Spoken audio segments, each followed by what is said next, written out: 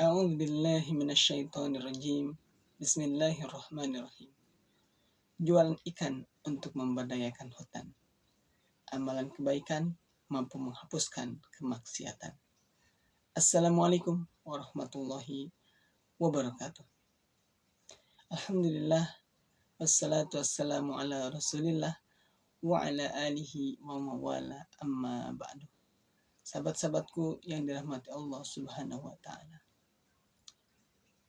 Sejatinya setiap kita pasti pernah beramal, baik itu kebaikan maupun keburukan, kecuali kalau kita dijamin oleh Allah tidak melakukan keburukan, dan itu adalah sesuatu yang hayhata, karena sekali Rasulullah SAW pun juga pernah melakukan kesalahan yang itu menjadi pelajaran buat kita.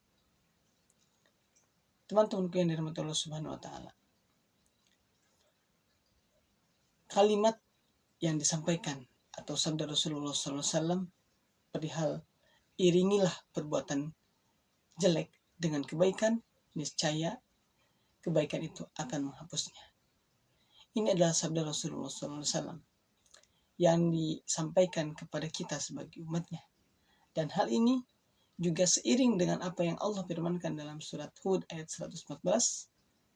Innal hasanat yudhibna sayyi'at. Sesungguhnya kebaikan itu menghapuskan kesalahan-kesalahan.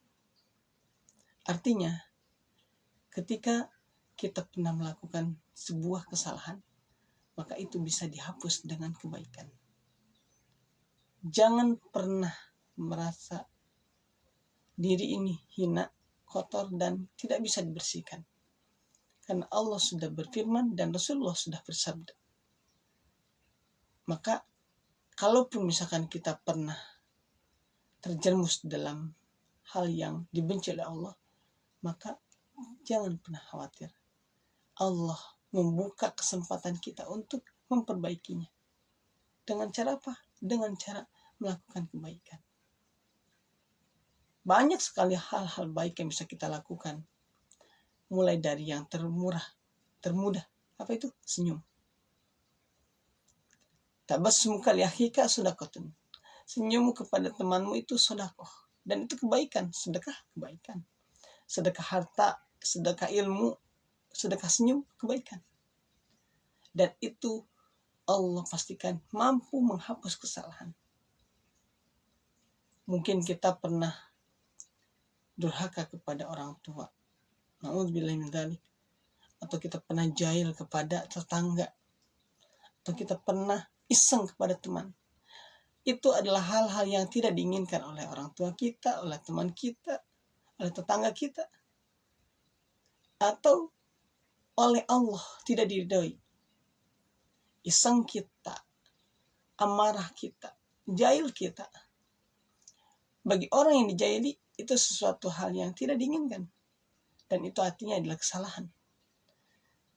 Maka bisa kita ikuti dengan kebaikan. Misalkan berbuat baik setelahnya kepada orang tersebut. Misalkan mentraktir dia bakso, mengajak dia jalan-jalan, membonceng dia untuk pergi ke kampus misalkan, dan sebagainya. Atau mungkin kita juga dengan mendoakan tanpa dia ketahui. Kita tahu dia sedang ada masalah, kita doakan. Kita tahu dia sedang terlilit hutang, kita bayarkan. Kita tahu dia sedang butuh bantuan, kita tolong. Hal-hal yang seperti itu bisa menjadikan kesalahan yang pernah kita lakukan Allah hapus. Dan itu memang sangat-sangat sulit ketika setan membisikkan kepada kita, buat apalah melakukan itu, buat apa berbuat baik, toh udah salah, nanti juga dia nggak memaafkan. Nah, setan itu selalu membisikkan hal-hal yang justru berlawanan dengan apa yang Rasulullah SAW dan Allah cintai, Allah ridhoi. Maka ketika Yesus fi sudurinas, kita perlu berlindung kepada Allah. Sebagaimana kalau kita mau baca Quran, a'udzubillahi minasyaitonirrajim. Ya Allah, aku berlindung kepadamu dari setan yang terkutuk. Sahabat-sahabatku yang dirahmati Allah Subhanahu wa taala. Mari kita lakukan kebaikan-kebaikan, atau minimal kalau misalkan kita masih belum atau tidak melakukan keburukan, maka kita tahan diri kita untuk melakukan keburukan. Karena keburukan itu sesuatu yang dicintai oleh setan. Dia bertepuk tangan ketika ia berhasil mempengaruhi kita untuk berbuat baik. Udah, ambil aja, dia nggak tahu kok. Udah, gak usah sholat dulu, nanti juga ada waktunya hari esok. Bisikan-bisikan setan yang membuat kita kadang terjerumus. Simple bisikannya, simple. Yang ringan-ringan. Dan memang setan juga akan selalu membisikkan sesuai dengan kemampuan kita. Dengan daya iman kita, kekuatan iman kita. Semakin besar iman kita kepada Allah, maka yang datang setannya levelnya agak kuat. Gak mungkin level setan SD godain level manusia SMP, gak mungkin. Karena gak bakalan menang dia. Pasti akan lebih, minimal selevel. Kalau misalkan kita sekolah SD nih, ujiannya juga pasti SD. Soal SD. Kita SMP, ujiannya soal SMP. Kita SMA, ujiannya soal SMA. Sesuai dengan kadarnya. Ujian pun demikian. Sebagaimana Allah berfirman, la yukallifullahu nafsan illa wus'aha. Allah tidak akan pernah mencoba melebihi kadar kemampuannya. Jadi ujian yang sampai kepada kita ini udah terukur sama Allah. Artinya kita mampu melewati itu. Sebesar apapun ujian itu, pasti kita mampu. Artinya setiap apapun yang Allah takdirkan kepada kita dalam keburukan, kita sejatinya mampu. Karena sudah Allah yang menjamin. Oleh karenanya, dengan ujian apapun kita tetap berhusnuzan kepada Allah. Lanjutkan kebaikan kita di setiap waktu. Keburukan yang pernah kita lakukan, kita hapus dengan kebaikan-kebaikan. Terus berbuat baik selagi kita masih bisa. Teman-temanku yang dirahmati Allah Subhanahu wa taala. Memang untuk bisa berbuat baik seperti ini perlu yang namanya nasrullah, pertolongan Allah. Atau taufik dan hidayahnya. Sebuah ilham atau gagasan yang Allah kirimkan untuk bisa berbuat baik. Dan butuh juga kekuatan yang Allah kirimkan buat kita. Karena la haula wala quwwata illa billah. Tidak ada kekuatan kecuali miliknya. Kita sekarang masih bisa mendengar, melihat karena Allah kasih. Kita sekarang masih bisa memperhatikan video ini, itu karena Allah masih berikan. Besok belum tentu.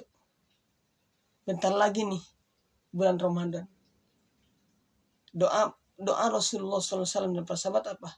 Allah membarik lana fi Rajab wa Sya'ban wa ballighna Ramadan. Ya Allah, berkailah kami di bulan Rajab, bulan Sya'ban, dan sampaikan kami ke bulan Ramadan. Artinya kita nggak ada yang tahu. Kita hanya bisa berharap, berdoa kepada Allah yang sang pemilik kekuatan untuk menyampaikan kita kepada bulan Ramadan. Memang masih jauh, kita masih di bulan Rajab. Belum nanti ketemu bulan Sya'ban, belum bulan Ramadan. Namun semoga dengan kita mengamalkan apa yang selalu Rasulullah dan para sahabat laksanakan, kita bisa kecipratan dengan ruh ketika menyambut bulan Ramadan. Dan itu sekali lagi merupakan adalah taufik dari Allah Azza wa Jalla untuk kita. Dan kekuatannya hanya ada padanya, dan kita hanya diberikan untuk bisa kita laksanakan dan kita manfaatkan. Teman-temanku yang dirahmati Allah Subhanahu wa taala, kembali lagi kepada hadis Rasul tadi, iringilah kejelekan, perbuatan jelek dengan kebaikan. Niscaya kebaikan itu akan menghapusnya. Dan semoga Allah berikan kita kemampuan, kekuatan, keikhlasan, dan semangat yang tinggi untuk selalu menapaki sisa-sisa usia kita dengan kebaikan dan kebaikan, sehingga ia mampu menghapuskan kesalahan yang pernah kita lakukan, sehingga kelak ketika Allah timbang amalan baik dan buruk kita, lebih berat kepada amalan baiknya.